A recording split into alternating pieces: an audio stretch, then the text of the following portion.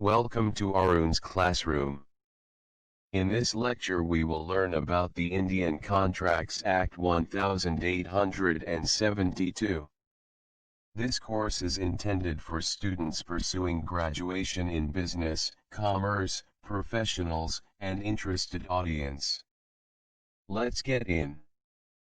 This is Joe and Sarah.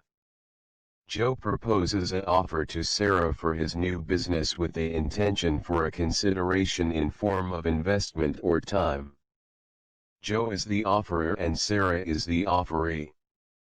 Sarah has received the proposal from Joe and agreed to accept it to make it a contract. But before accepting offer, Sarah felt like the contract is not worth to move further, so she decided to reject Joe's offer. This is said to be revocation of offer.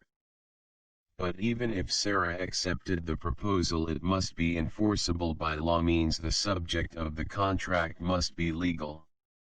Like Sarah, also Joe has the right to withdraw from contract before the letter of acceptance is received to him. This is called as revocation of acceptance. The doctrine of privity or stranger to the contract means where no third party is or can sue in the contract between two. However, in some cases like agency or insurance, the third party is involved in the beneficiary. The legality of object is none other than the subject legality of the contract. For instance, Joe wants to sell his house to Sarah for a consideration of $5,000 and Sarah accepts to buy at such amount in return of consideration for the house she gets. This is the subject legality of contracts.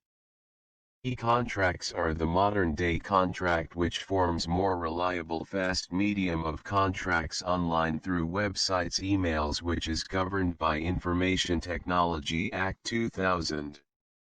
Under Indian Contracts Act there are rules for competencies of persons to conduct the contracts. They are a person who are not a minor which is above 18 years of age in India. Person who are normal and has clear mind to do contract.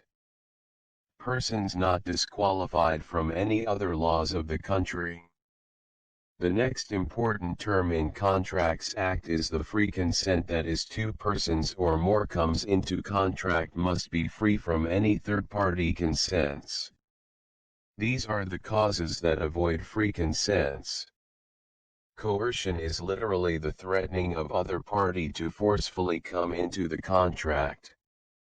Undue influence is the consent of near and dear of the party who are influential to the changes of contract and terms.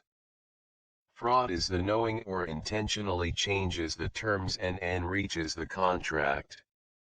The term misrepresentation is the party's ignorance or unintentional void that creates disruption to the contracts. Thank you for the patience. Hope this would be useful to know the basic concepts.